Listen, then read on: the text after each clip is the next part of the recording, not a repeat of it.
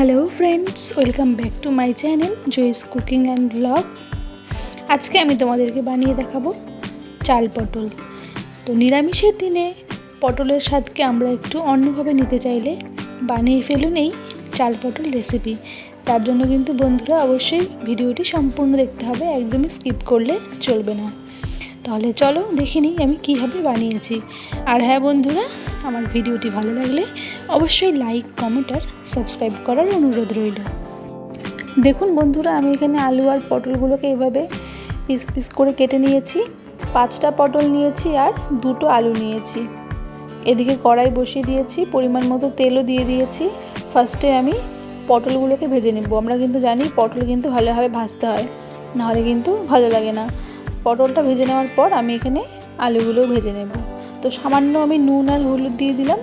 নুন আর হলুদ দিয়ে পটলগুলোকে আমি ভালো করে ভেজে নেব।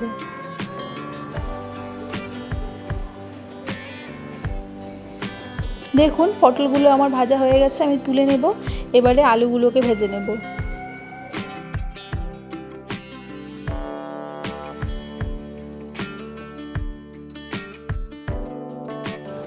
আলুগুলোও ভেজে নেওয়া হয়ে গেছে, এবারে আলুগুলো আমি তুলে নেব।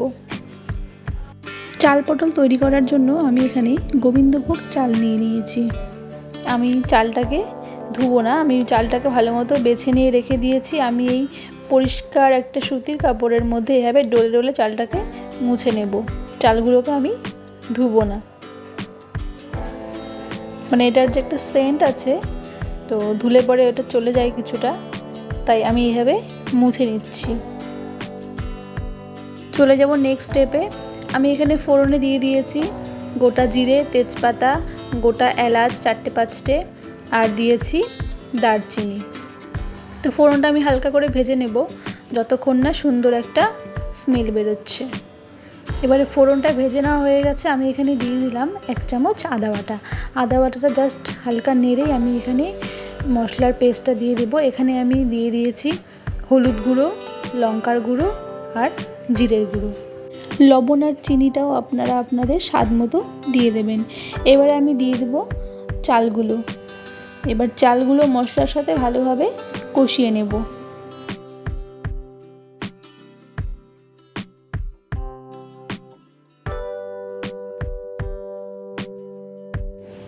দেখুন মশলা কষানো হয়ে গেছে, এবারে আমি ভেজে রাখা আলু আর পটলগুলো দিয়ে দেব। আলু আর পটলটা দিয়ে দেওয়ার পর আমি জাস্ট 1 মিনিটের মতো নেড়ে চেড়ে নেব, কারণ আলু পটল আগে থেকে ভাজা ছিল। হালকা আমি নেড়ে চেড়ে নিয়ে এখানে আমি পরিমাণ মতো জল অ্যাড করে দেব।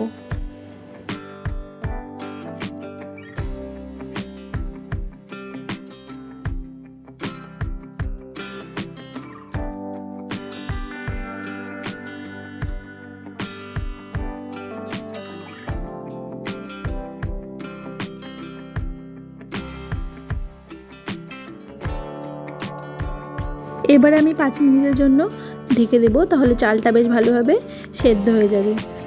5 মিনিট পর ঢাকনা তুলে নেওয়ার পর দেখুন বন্ধুরা, ঝোলটা আর একটু আমি শুকিয়ে নেব, আর চালটাও আর একটু সেদ্ধ হওয়া বাকি আছে। তো এবারে আর আমি ঢাকবো না, এই ঝোলটা শুকাতে শুকাতেই 2-3 মিনিটের সময় লাগবে। এই সময়ে চালটাও সেদ্ধ হয়ে আসবে। দেখুন আলুগুলো চেক করে নিচ্ছি আমি, আলু পটল সব ঠিকঠাকভাবে সেদ্ধ হয়ে গেছে। 2-3 মিনিট পর দেখুন ঠিকঠাক মতো চালটাও সেদ্ধ হয়ে গেছে। এবারে আমি সবশেষে 1 চামচ এখানে ঘি অ্যাড করে দিলাম। এত সুন্দর স্মেল বেরোচ্ছে না বন্ধুরা, কি বলবো তোমাদের। তোমরা যদি ট্রাই না করো বুঝতেই পারবেন না, আর খেতে কিন্তু অসাধারণ লাগে। নিরামিষের দিনে গরম ভাতের সাথে খেয়ে দেখবেন, দারুণ লাগে, দারুণ। তো ভিডিওটি কেমন লাগলো আর রেসিপিটি কেমন লাগলো, ভালো লাগলে কিন্তু অবশ্যই কমেন্ট বক্সে কমেন্ট করে জানিও।